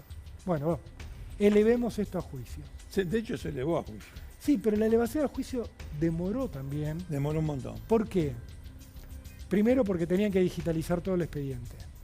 Sí, no. Si la querés hacer más larga o más difícil, no podés. Richard, 17 años. 17 años. De todo lo que estamos contando, que no está resuelto, pasaron 17 años. Dijeron, vamos a digitalizar todo el expediente antes del juicio. Muy bien. Llegó el año 18, el 19, 2020, la pandemia. La pandemia. Dificultades allá, dificultades acá. Eso se demoró. Finalmente la elevación al juicio se resolvió, pero fue apelada porque una legión de abogados tiene el hijo de una jueza, el hijo de un legislador provincial, una legión de abogados, mucho dinero, pues tenés que ir a otro país a litigar. Se apeló hasta que, según la última información proveniente de allegados a la familia de Malvino, ya estaría todo en condiciones, se rechazó, esa apelación le fue mal a los apelantes y ya estarían en condiciones para ver un juicio. Sí, pero eso es desde el 21, Richard. Sí, desde el 21. ¿Por qué no pone fecha? Desde el 21 que dicen ya está todo listo para hacer el juicio. De hecho, los padres de Ariel en el 21 dijeron, estamos esperando la fecha de juicio. No llegó todavía la fecha de juicio. No hay fecha de juicio. Esto todavía está abierto. Van a avanzar seguramente de la defensa con la idea de la prescripción por el correr de los años. Vos fíjate lo que son las cosas. Pozo se casó, tuvo 2 hijos, tiene una empresa constructora con su familia. Gallino se fue a vivir a Neuquén, tiene un emprendimiento turístico. Brown Billingus también se casó, tuvo 2 hijos, tiene una empresa con su hermano Lautaro. Aquí estaba ya. Una empresa que vende maquinaria pesada. Lo digo porque Ariel también podría haber tenido una. Ellos tienen la opción de seguir adelante con su vida. La siguieron, se casaron, tienen emprendimientos, son gente que vive bien. Y Ariel quedó detenido en aquel 2006. Su vida se acabó. Como estudiante de abogacía. La de su padre se detuvo con un hijo que tenía todo por delante y que todavía hoy no tuvo justicia. Un verdadero papelón para la justicia brasileña, pero también para la Argentina, me parece, Richard. La contracara de Baez Sosa, ¿no? Sí. El otro lado de lo que puede ser un caso, 2 casos que son similares, uno con una resolución y otro con otra resolución. Que carga con cuánto. Bueno, lo acabamos de decir, 17 años. Vos fijate, Richard, cuando tanto dijeron, no, pero acá la presión mediática...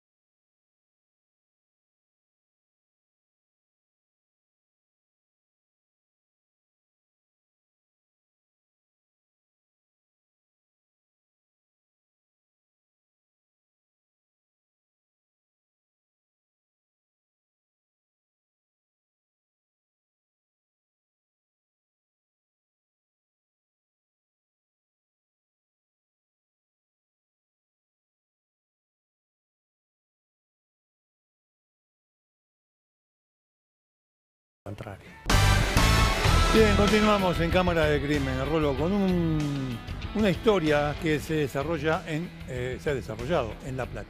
Sí, Richard, tenemos que hablar de un caso que tiene que ver con una confitería muy conocida en La Plata, que se llama La Ideal, que queda en Diagonal 73 y calle 64. ¿Por qué estamos hablando en Cámara del Crimen de una panadería? Porque una mujer con mucha valentía se animó a denunciar que allí dentro, mientras ella trabajaba, mientras le asignaban diferentes tareas, el dueño aprovechaba y la abusaba. Esta mujer se atrevió con muchísima entereza a ir a la justicia a contar esto. Ella trabajaba en esta panadería y no era la única mujer que trabajaba allí. A eso Esa quería fue ir. la que dio el primer paso, Ricardo. A eso quería La ir. que se atrevió no era a la denunciar única. los abusos. Exactamente. Vamos a desarrollar este tema después de esta barrida. Dale.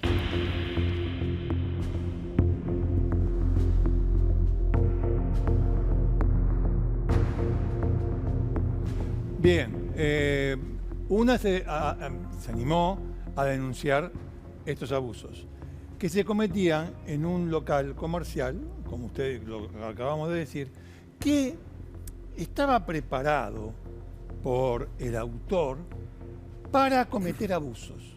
¿Cómo es esto? Sí, el lugar, él lo había acondicionado, había colocado pequeñas trampas en determinados lugares. Escondites. Escondites, ahí está, escondites donde se aprovechaba de algunas cuestiones que había dejado allí ocultas y también se aprovechaba de sus empleadas. Insistimos, una hizo la denuncia, pero son varias. Lugares, se lo adelanto, lugares donde no llegaba la cámara de seguridad o las cámaras de seguridad del lugar. Puntos ciegos. Lo que hablan es de abusos que se cometían en los puntos ciegos de las cámaras y de pequeños escondites donde este hombre aparentemente tenía escondidos preservativos, geles y otras cuestiones que él utilizaba para los abusos. Estaba todo estratégicamente dispuesto y había un punto en particular donde se producían los abusos con mayor frecuencia, según cuenta la denunciante y según han contado otras mujeres que se contactaron con la denunciante a partir de que ella lo hizo pública en sus redes sociales. Sí, exacto.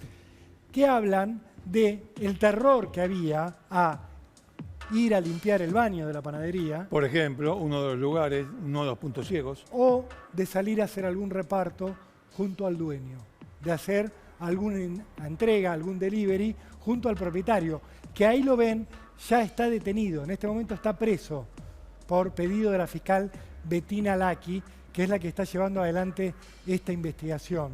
Se lo detuvo a este panadero ante la primera denuncia. Sí. Pero la justicia ya está investigando los otros testimonios que hablan de más abusos. ¿Qué es lo que se cree? ¿Cuál es la hipótesis que tiene la justicia? Que este panadero se aprovechaba de la necesidad de trabajo de las empleadas. Un miserable. Que sabía que si alguna de ellas lo denunciaba, se iba a quedar sin trabajo y que él jugaba con esa relación de poder.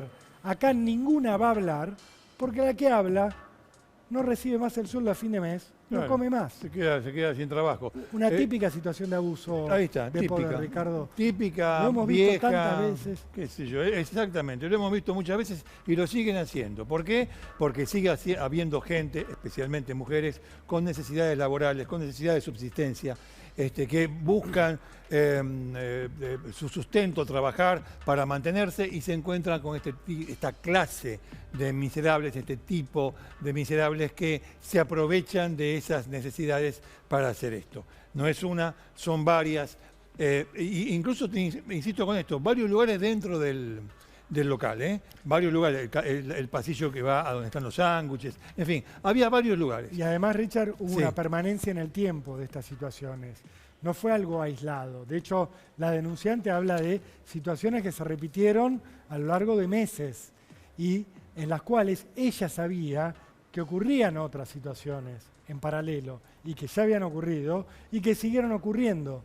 Este es el tema. Se habla de una denuncia en concreto por el momento que tiene la justicia, Claro. pero habría, y lo digo en potencial porque todavía no está judicializado, pero habría al menos 4 casos más de empleadas de esta confitería que sufrieron abusos sexuales en su lugar de trabajo, interrogatorios por parte de este hombre Sí. que tenían que ver con su vida privada. ¿Vos tenés novio? ¿Vos cómo vivís? ¿Vos qué te gusta hacer? ¿Vos tu físico esto, tu físico aquello? ¿Tendrías que ir al gimnasio? Manifestaciones de este tipo, denigrantes de un empleador a cualquier mujer, pero mucho más cuando es su empleada, Ricardo.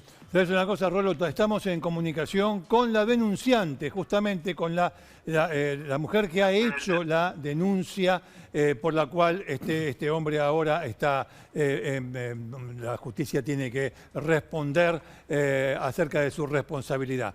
Te saludamos, no vamos a dar el nombre. No, recordamos su identidad. Vamos a resguardar su Richard. identidad. Así que nos vamos a referir al caso y te saludamos y queremos conocer cuándo fue que hiciste la denuncia, la primera denuncia en este caso. Hola, ¿cómo están? Buenas tal? tardes. La denuncia la hice 2 años después de lo que sucedió, porque yo ingresé a trabajar en la panadería en el 2017. Ajá. Y la verdad me costó un montón juntar fuerzas para poder tomar la decisión de denunciarlo. Claro, no fue fácil hacerlo, me ¿Me imagino. escuchan bien? Sí, perfectamente. Sí, te perfecto. escuchamos. Te estaba diciendo que nos imaginamos que no fue fácil hacerlo, que debiste haber pasado por un proceso para llegar a tomar esa decisión, que es una decisión muy valiente, ¿no? Lo hiciste en la Justicia de La Plata.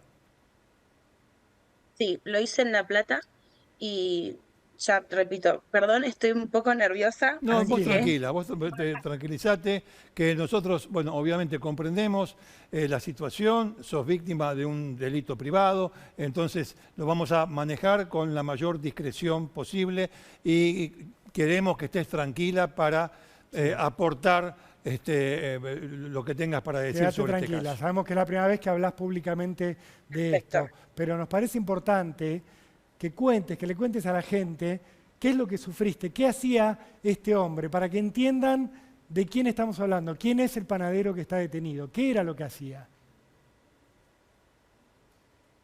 Su manera de manejarse era siempre muy turbia, todo el tiempo era muy intimidante y de hecho yo creo que tomé fuerzas de denunciarlo para que a nadie le vuelva a pasar lo que a mí me pasó, lo que yo viví, que fueron 2 años de un infierno y que realmente creo que hablo por mí y por todas las que lo sufrimos, que hasta hoy en día le tenemos miedo, porque eso es lo que pasa. Él siempre se jactó de ser una persona poderosa, con contactos, y se creía impune ante cualquier acto que él tuviera.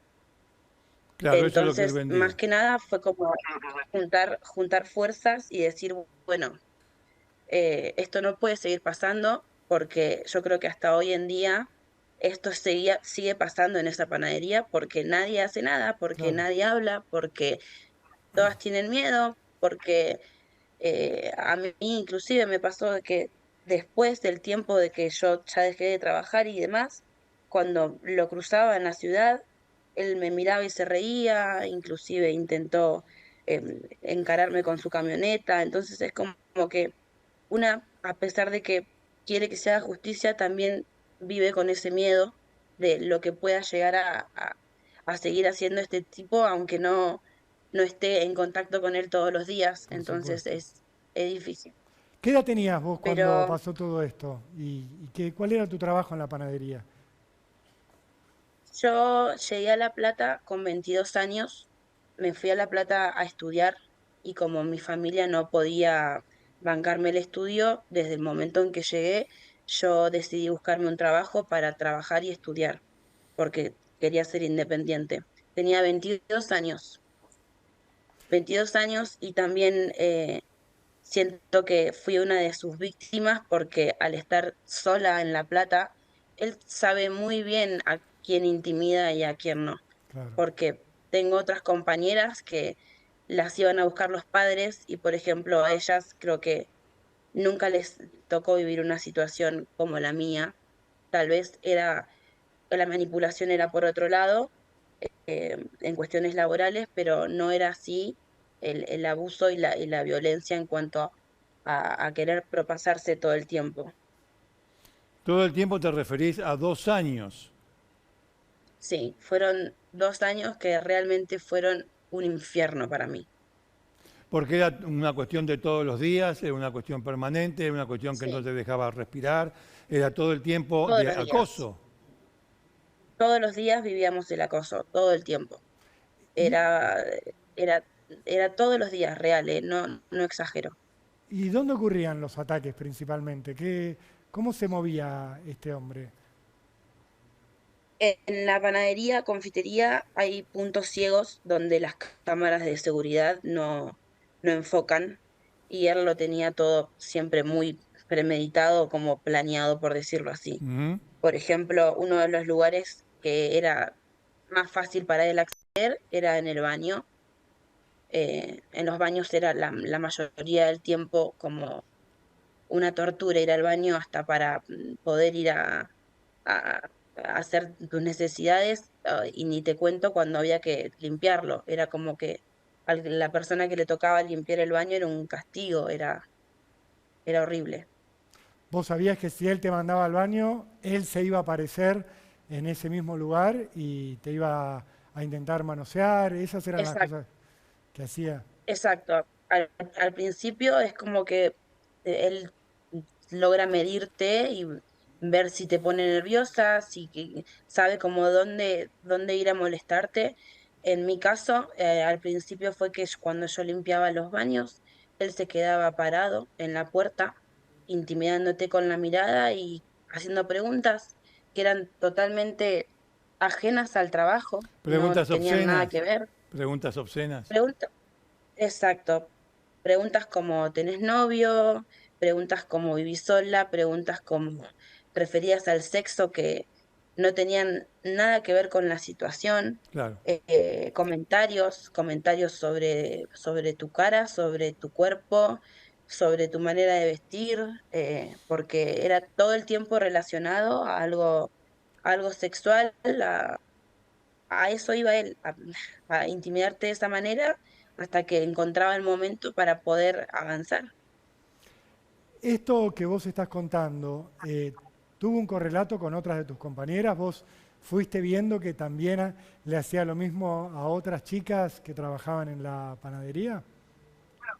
Sí, y también he sido testigo de cuando le ha hecho a otras compañeras lo mismo que me ha hecho a mí y que, bueno, algunas animaron a poder denunciarlo y otras creo que todavía no se animan y tal vez no se van a animar tampoco porque por miedo o por no quedar expuestas o por no sé, porque también entiendo de que cada una tiene su proceso y que cada una va a hablar cuando pueda hacerlo.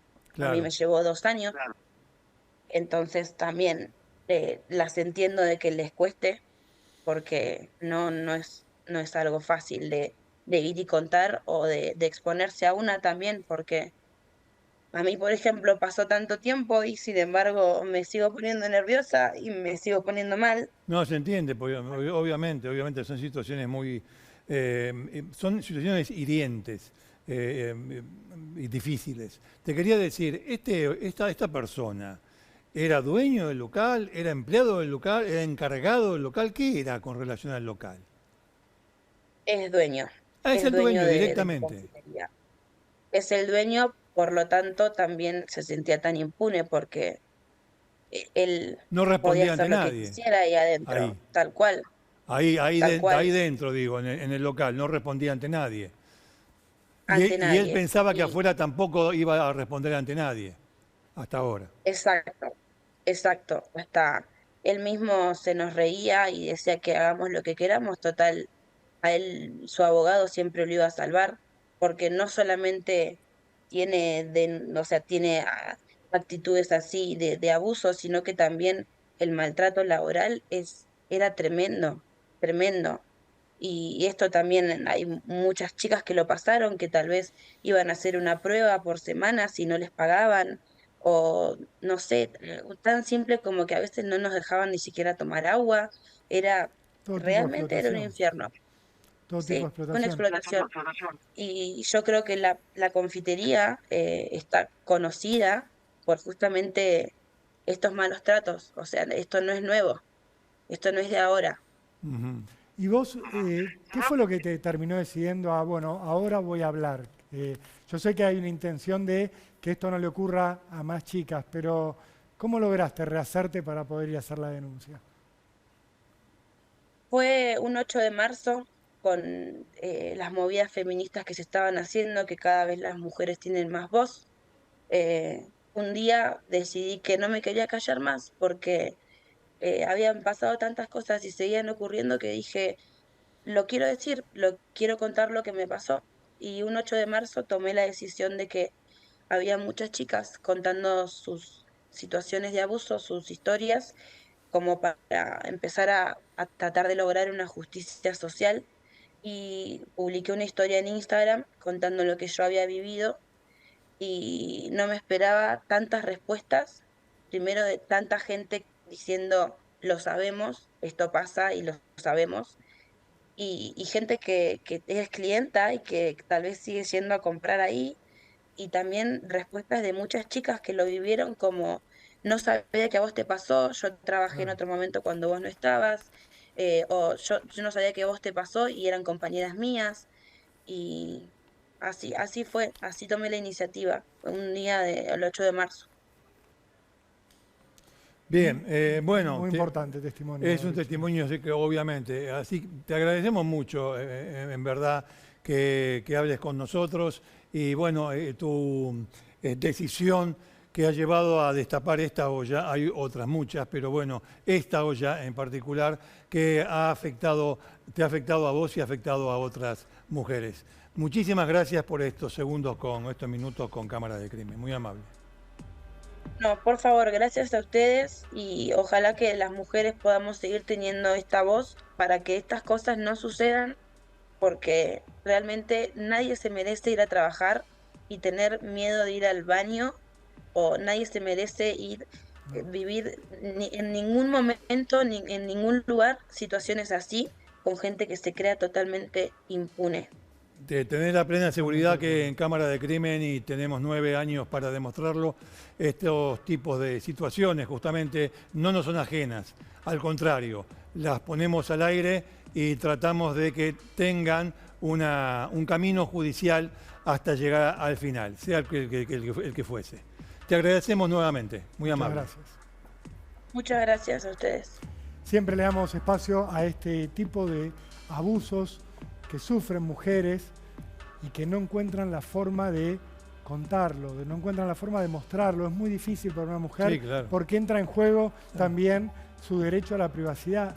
Contar que fue abusada le exige a una mujer un trabajo, pero de muchísimo tiempo, y hacerlo en televisión ni hablar, Richard. Por eso nosotros siempre valoramos tanto este tipo de testimonios, porque creemos que ayudan a que se sepa la verdad y a que haya justicia.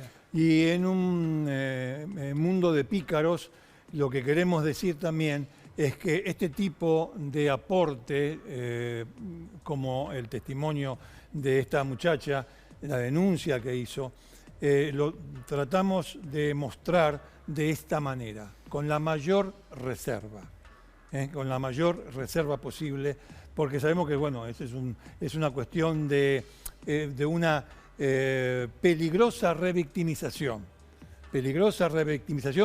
que queremos evitar a toda costa. Hay que pensar que una víctima hace un proceso donde primero lo acepta ante sí misma, sí, claro, luego lo empieza a contar a gente de su confianza, luego cuando decide actuar tiene que hablar con una abogada o con un abogado, luego tiene que ir a la justicia, contarlo, someterse a pericias. Sí, claro. Si el proceso avanza, quizás tenga que relatarlo varias veces, el mismo episodio, que es algo que le cuesta revivir, que la revictimiza. Ni hablar de hablar en televisión, pero bueno, creemos que es la forma en la cual nosotros podemos poner nuestro granito de arena para que haya justicia, para que se visibilicen este tipo de casos y para que haya más conciencia de la importancia de que no ocurran más. Mujeres que van a tratar de ganarse la vida con un trabajo honesto y que se encuentran con un deshonesto que se aprovecha de que es quien paga el sueldo, se aprovecha de que es quien da las órdenes dentro de un negocio porque es el dueño. Y no lo hace con lo hace como un modus operandi. Hay una forma de actuar. hay una costumbre arraigada en el tiempo que le permite a él ir identificando a las víctimas, saber cuál puede llegar a ser más vulnerable porque está sola, porque no tiene contactos, porque la ciudad le resulta agreste, porque su familia está en otro lado, porque no tiene novio, por la circunstancia que fuera. El depredador sexual siempre sabe dónde puede atacar con menos riesgo de terminar preso. Acá por suerte se equivocó porque se encontró con una mujer que logró hacer el proceso, la entereza para poder hacer la denuncia. Pero siempre se repiten los patrones en los agresores. Exactamente. Y además un explotador laboral. Sí. Además un explotador laboral, que no es una cosa menor. No estoy poniendo una cuestión a la misma altura de otra. No sé, no es esa la cuestión, no es ese el tema, no tiene nada que ver. Sí tengo que decir que además de ser un presunto abusador, todavía no se expidió la justicia, un presunto abusador en hechos reiterados, posiblemente si se suman más denuncias con más de una mujer. Además, yo diría que con muchas de ellas era un explotador laboral. Sí, Richard. Que es otra forma de ser un canalla y un miserable. Sí. Es otra forma. Estamos en comunicación, sí, Richard, dale, con Lucía Carabelos, que es la abogada, Sofía Carabelos, perdón, la abogada que representa a la víctima con la cual acabamos de hablar. Sofía, muchas gracias por este momento con Cámara del Crimen. Ricardo Canaletti y Rolando Barbano, te saludamos y te queríamos preguntar sobre lo que hay en este expediente contra el hoy detenido. ¿Cuántos testimonios se han logrado sumar, además de la valiente denuncia que hizo la joven a la que representás? ¿Ya hay más denuncias? ¿Están en vías de obtenerlas? ¿Cómo va la causa? Bueno, como dijo la persona que yo represento, se hizo la denuncia en abril del año pasado y desde entonces se fueron recolectando distintos testimonios. Algunos de esos testimonios son de chicas que efectivamente también trabajaron o al mismo tiempo o en otro momento en la misma panadería y que denunciaron, además de cuestiones vinculadas a esta causa, cuestiones propias, ¿sí? Sí sucedió que muchas pretendieron mencionar que no iban a instar la acción. Esto significa la posibilidad de hablar sobre lo que pasó sin que se inicie un expediente. Claro. Justamente por esta sensación que se mencionaba recién, ¿no? El miedo. De hecho, hay 2 personas que pidieron declarar bajo reserva de identidad. Es mucha la relación, la diferencia de relaciones de poder que hay entre estas empleadas o ex trabajadoras, muy jóvenes en su mayoría, y esta persona que, bueno, digamos, tiene otro estándar de vida, tiene otros recursos económicos, judiciales, que hacen que efectivamente uno se sienta en una disparidad. Y esa disparidad, cuando no es mediada por la justicia, genera, digamos, esta situación de temor. Se juntaron entonces a la respuesta concreta, se juntaron varios testimonios de mujeres que dieron cuenta de su situación particular, además de declarar en relación al hecho que se investiga. En los procedimientos que se hicieron en la confitería, ¿se lograron encontrar pruebas que comprometen todavía más al dueño, a este hombre que está detenido y que pueden llegar a ayudar a cimentar lo que están contando los testigos y la propia denunciante?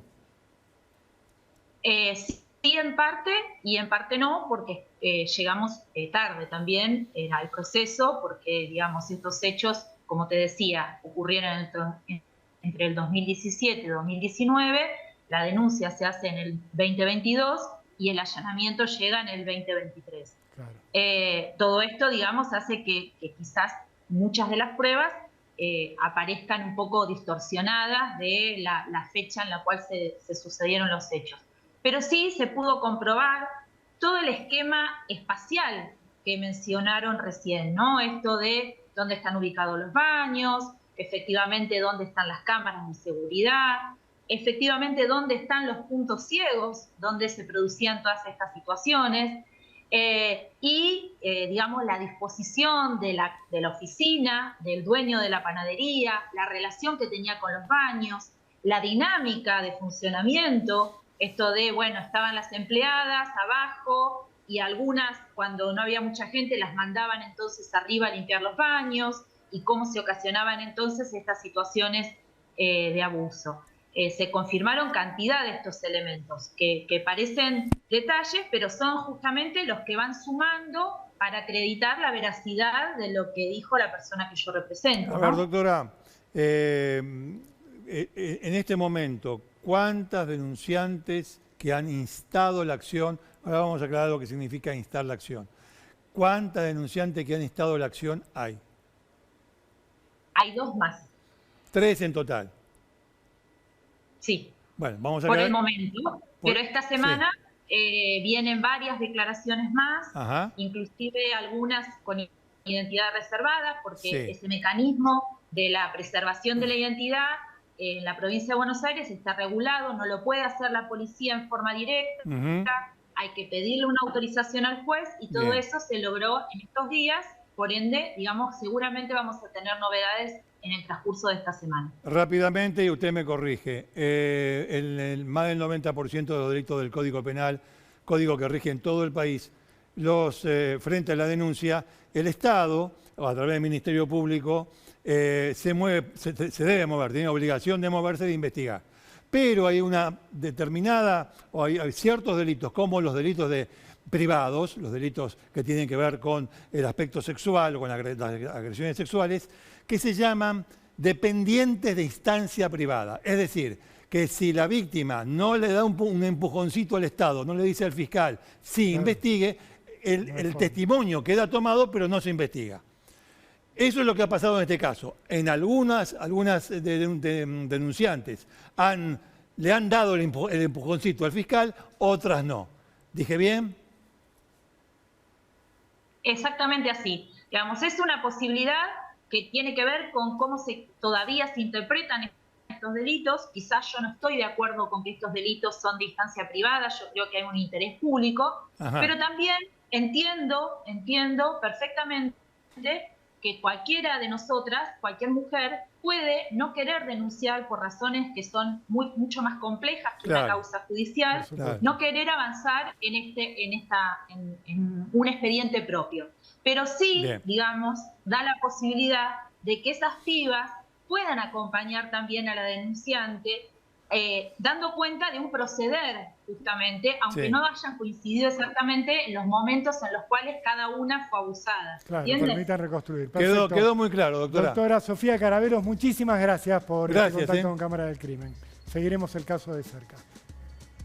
Gracias a ustedes. Bueno, ahí quedó. Ahí quedó por ahora, lo seguiremos, Richard. Sí, por supuesto. Y ahora nos corre el reloj, así que... Nos corre el reloj, sí, nos pasamos pasamos un poquito, así que vamos a un corte y ya venimos. Dale.